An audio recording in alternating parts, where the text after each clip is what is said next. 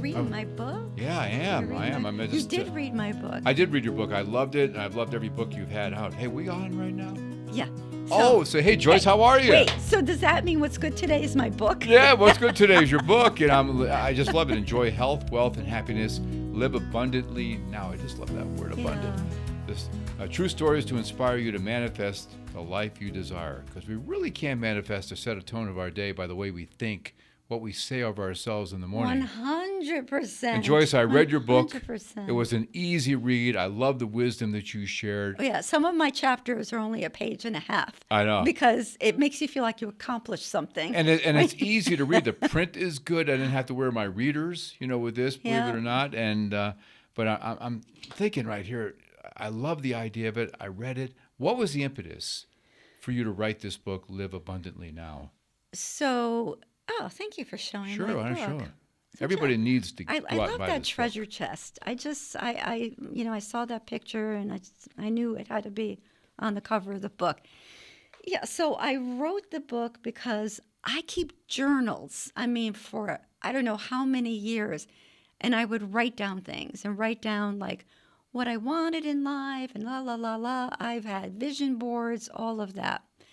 And one day years ago, somebody said to me, everything I manifest, I realized that I made really light of it. I almost made jokes about it to my girlfriends, and we laughed about it, and then it showed up. And that made me think, oh, I think that's happened to me too. So I began writing down, and these short stories are a lot of my stories, some other people's stories about how they attracted that in their life. And you'll be amazed at how it happens because it's so easy. All I can tell you is it's so easy that once you get it, you can't unsee it. Right. And that it comes with I love what you say, that spirit of ease about the something. anointment of ease, yes. Right. So I think of Karina's story in this book. So Karina, I love this story because she was divorced and kind of looking to date, but not really. And she said to her friends and herself, you know what? I want to find someone that has no baggage. And she was like really clear about it, but in a joking Good luck, way. right? Good luck, right? She said was, I want everyone to be dead in their family. I don't want it. No, she did. She said, I don't want any in-laws because maybe she went through that before. Right. She said, I don't want any in-laws. I don't want any kids with problems. I don't want anything like that. And I don't want to travel. So I want them to live really close to me. Yeah. And they would laugh about this. It would be like, oh, yeah, we know what she wants. Right. She wants like someone, blah, blah, blah. So she, maybe like a year or two later, she buys a small little house. And she goes out into her backyard. And over the fence, she meets her neighbor. And he's this good-looking guy. No parents. They're gone. Never had children. Things are looking good. And I'll just say that as we're sitting here right now, it's been years, and they are still together. Oh, I love it. They still live next door to each other because they decided that they both liked having their own space. Yeah. And they live together, and sometimes he goes home. But they have a beautiful life. And I know him, and he's an artist. He is picture perfect for her, and she is for him. Yeah. It was like, what? So in the book... And they thought she was crazy, and look what happened. Yes, but in the book, you will see a picture. Someone made a magnet for her that she put on a refrigerator saying that... What chapter is this? Yeah, what is that? I think it says that he lives... Wait, he lives next door. Sorry about this. I should have had that book marked. We're real casual doing this stuff, this folks, book marked. It's like we're all hanging out together Katerina, where are you? Katerina. I don't know. But there's a picture of the magnet that she had on her refrigerator. Right. Yeah, I got a few pictures in here. You'll even see Michael Bolton in this book. Yes, the great Michael Bolton, Connecticut's own. That's a story about how we met and how we ended up actually having a business together. Mm-hmm. So, why can't I find her? Anyway, while she's looking, anyway. she's worked with Carly Simon, John Mellencamp, Mariah Carey. Some small name people that Joyce has been associated with. Here it is. Let me see. Her dream was simple: meet someone, fall in love, and live next door. Right. And that's what happened. Yeah. And wow. I think it was. And like have a your joke. own separate places to go if you need to. I think that's ideal. Right. Because especially if someone's sick and maybe you don't have the room in your house for the person to go to a wing of your house if they're sick. Right. It would just be like, I'm just going to sleep home tonight because I don't want you to catch this. Well, it's like the former, this is not related to the book, but the former head coach of the Dallas Cowboys, Jimmy Johnson, when he would coach during the year, he didn't want to be interrupted. So he bought his own house that he had during the season, and his family lived down the street. I love that. And it, just basically a block or two away, but they never saw him anyway. Right. But they had the means to do that. Right. There was a Hollywood couple, and I don't remember their names, but they had adjoining houses that came with a tunnel under it. Oh, really? Yeah. So. There's an idea. Yeah. So, but it was really nice because when she got all dolled up at night with her lingerie, she would just call him. And he would just come through the secret tunnel. So it was almost like they were always on a honeymoon in a way. It kept it interesting. It kept the adrenaline going. Yeah. It Wow, did. honey, I'm on the other side of the tunnel. I forgot about that story. Wow, okay. Okay, let's So, get back to the book so here. anyway, Okay. I began to think of the things that happened in my own life, and it was as simple as, and I'll tell you the walnut brownie story that's in there.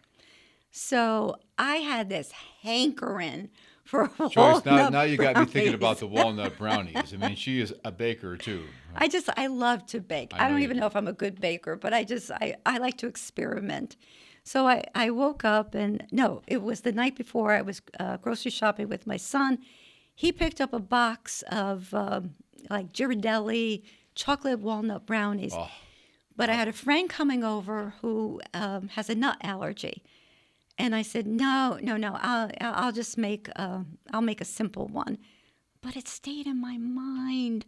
I wanted that chocolate walnut brownie. But I want that brownie right now. But I knew next time I will make it and we'll both sit here just Every time I eating bring it. home brownies to my wife, she'll say, I love Joyce, I hate her. I love Joyce, I hate her. As she takes another big bite. Yeah, there's Right? a lot of people say that about me. Yeah. Oh, man. So what happened was I woke up that morning and I made her the brownies. And I thought it was done in the middle, because I'm looking at it. For those of you who make brownies, they can't be too dry because then it burns around the edges. So I took it out with one hand to pull it out to see, test it in the middle. Yeah. And the whole pan was slid out of my hands, and it was like liquid lava that went all over my oven, on the floor, on my shoes. It went everywhere, and I went, and then I started laughing. Everyone was sleeping in the house, but I started to laugh, and I sat on the floor, and I thought, I am just destined not even to have a brownie today. And You didn't say any swear words when that happened? I didn't. Wow. No, this is why I remember that story. Yeah. Because it dripped down like the side of my oven and between the cabinets, so I had to get You got a lot of work to do It to was clean like a it up. greasy mess. But I kept saying, I'm not going to let this get me down. Maybe I'm just not meant to, have a brownie today. But it made me laugh for some reason. It made me laugh. So an hour later, I opened my front door. There's my pal there who never did this before, like ever, nut allergy. and she's got a white box in her hand. And I said, "What's that?" And she said, "Oh, I was in this bakery, and they just came out with a tray of brownies with walnuts, and I remembered that you loved them, so I got you a box." Oh, And they were wow. the best brownies I ever had. Even better than the ones you made? Yes. Really? And I think it's because someone else made it. Right. But they even put like a frosting on it, which Yeah. I usually don't. Right. And I thought to myself at that moment, I think if I had cursed it, and I think if I had been in a bad mood, for some reason, she wouldn't have got that vibe. Like, I'm going to get this for her. Because normally she wouldn't ever bring anything, especially with nuts in it. Yeah. So there it was, this gift. And again, that made me think, Manifest. watch your thoughts. Manifest. That's how you manifest. Wow. And I'll tell you something else why I think I have a chapter on it in the book about sometimes why vision boards don't work. Right. And people will say, "Oh, I've done that. I don't want to do that anymore." And what happens is they cut out pictures of money or a car or a house, and they look at that, and then after months and months and months go by and nothing's showing up, the board becomes a reminder of what they don't have. So I tell people, number one, you're the walking vision board. You're the one with your thoughts every day. But if you feel like you want to have a vision board, don't put on like what you don't have. Put on pictures that make you feel good. So when you wake up in the morning, if you love horses, put a picture of a horse up there, or a sunrise, a sunset, something when you wake up that makes you feel good, Yes. rather than, "Oh, I didn't win the lottery yet. I don't have the car I want yet." That's going to change everything. And that's what I hope, that this book gets that message to you, especially when you read some other people's, their stories. And Joyce, what we say too, Yeah. words mean things too, like you also Means allude to. everything. You and I talked about that all the time. Like when people say, "Well, I can't." Well, no, switch it around and say, "How can I?" Or, "Oh, I have to go to work." No, you get to go to work. Yeah. It's Oh, an yeah, just a honor little and switch. privilege. Yes. That little bit of a Yes. pivot in your Yes. language can change everything, your Yeah. whole mindset. Yes. And you address a lot of that with your book too. Yeah. How we look at life and how we can manifest things by what we say and by what we think. And instead of saying that something is, if somebody says to you, "How are things going?" And maybe you're really going through something, and instead of telling the whole story, you can just say, "You know what? It's a little challenging right now." If you change it from "it's so hard" Right. to "it's a little challenging right now, but I'm going to get through this." See, the key word was the "but" too there. You said it's a little challenging right now. People can relate to that, but I'm going to get through it. Yeah. Or not. Nevertheless, I use that Yes. as a transition many times. I like that. Things are really, really kind of tough. Yeah. I'm, a little bit tough at work right now, a little stressed, but nevertheless, I'm really optimistic about things. Right. And you just watch how things can change. Things too have a way of changing around in your life. It's for like the certain. word disease. Yeah. Disease means lack of ease. Mm-hmm. And I think that's why a lot of people get sick because of lack of ease. Right. But all of a sudden, when you get those ease thoughts, a little bit more of a positive mindset about yourself, I think a lot of times, that can Yes. help Yes. in so many ways. And using your imagination, being able to,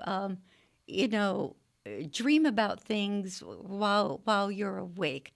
And I'll give you another example of that, which is also in the book. I was going to a job that I did not like.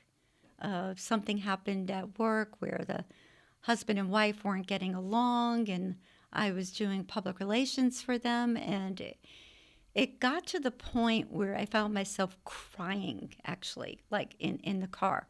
So what I innately did, don't even know why I did it, but turned off the radio, and I started to drive, and I would pretend I had a radio show. And it was my show, and I would say, "Hi, this is Joyce Logan, and today we're going to talk about," and I went into this, imaginative things that kids do, but I loved doing that. So I did that, and this is going to seem really bizarre, and you're going to say that can't be. But 3 weeks later, I was co-hosting when someone couldn't show up in radio. They asked me to cover for them. I had never done that ever, ever, ever. So I went to lunch one day with someone, and they had their own radio show. But I met with them because they advertised on their show. It's the only reason why I met them, for my client, the one that I was having a difficult time with. Yes. And we had lunch and we talked about it, and he said, well, I'll send you information on it. Great, great. And I got back to my office, and the phone rang, and it was the receptionist saying that this person was on the phone.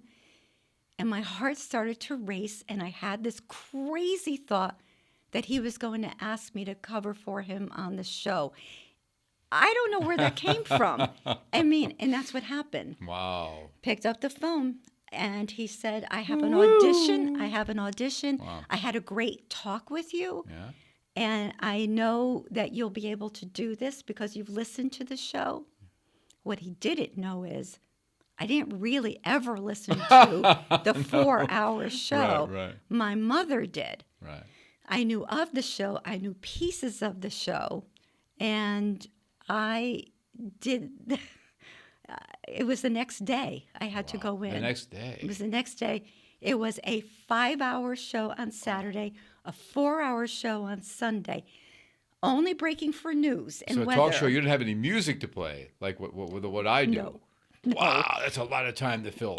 And what I had to talk about were places about businesses that he frequented on the show. But you didn't. No. Wow. And most of the restaurants to talk about, I'm vegetarian. They were all steakhouses. Places that I would be frequenting, quite frankly. Yes. Being the carnivore I am. But when I woke, I didn't even sleep that night. I mean, you can imagine. Yeah. I had like maybe 2 hours sleep. And I remember my husband saying to me, how do you get yourself into these things? He said, I don't know, but I just said yes because I feel compelled to say yes. But I said, please don't listen, because if I know you're listening, I don't want anyone critiquing me. I'm not even going to say my name. And I did. I The just whole time said, you didn't say your name. I think I said Joyce.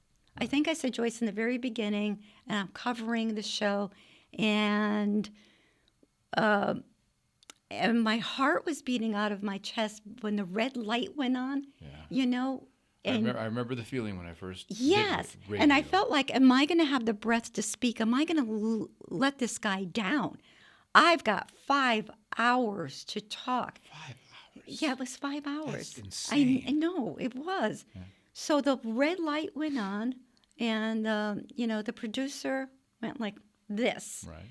And I just started speaking, and I said, well, obviously, I'm not him, and and I'm here, and I'm covering, but we're going to have a good time today, and I'm reading through, what stuff like that. And I began to feel like I was Cinderella who found the other shoe in my life. It was a spirit of ease that came over me, that I realized that I always love speaking to people. I am a storyteller. And even though I was horrible for that show because I wasn't making sales for them, talking about it, but people were calling in and telling the people answering phones, like, oh, tell her to keep talking about those stories because we like to hear it. And I was like, okay, but you were in your right place. I wasn't making money for them. Right. But I'll tell you, the biggest compliment I got is by Sunday, I had to get up and do it again. And I was really like, you had to do it again. I had to do it for 4 hours on Sunday. Oh, so one less hour. I had one less hour. But I basically crawled up my stairs to go to bed. Right. And I saw that my son was calling me, and of course, family I always pick up for. So I picked up the phone. Hi Tim, and I said I'm really really tired. I had to work this morning. That's all I said. And he said, he said, I was sitting having a cup of coffee in a parking lot. I think it was McDonald's. And he always listened to the show, which I didn't know. And he said, it's so funny because the woman that was on there, I found her so comforting. And then I realized that she reminded me of you. But then I thought, she was very professional and you're not. So it couldn't be you. So it couldn't be you. You get a compliment and then it's like a backtrack. But he never thought of me being on the radio. So it wasn't in his head that it was me. That's all I needed to hear. Right. That made me feel like I didn't let people down. Right. And I didn't care because I loved it. I loved it. And then after that, I was offered a show for a couple of years that I did with a friend of mine called The Two Wise Ladies. Yeah. But what I'm trying to say is that came off my imagination. I was doing a soothing salve on my mind because I so disliked where I was going that I created this imaginary world while I was driving to and from this place. And think how little kids do that all the time. It showed up. Little kids do that all the time. They play, yes. and right?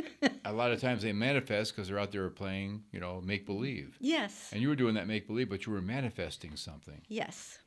Yes. So much like the laws of the universe are saying, Joyce, that's for you. Yes. Right? Yes. And that's what I started writing this book about, all those times. Even though they may sound like insignificant things to you, it doesn't always have to be the lottery that you win.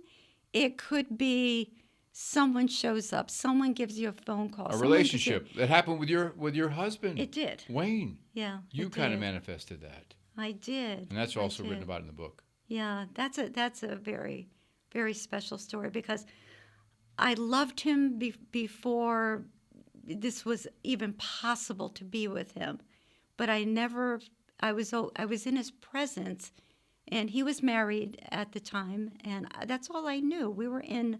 I was doing my internship at the Brantford Counseling Center in our town because I just always wanted to be a therapist.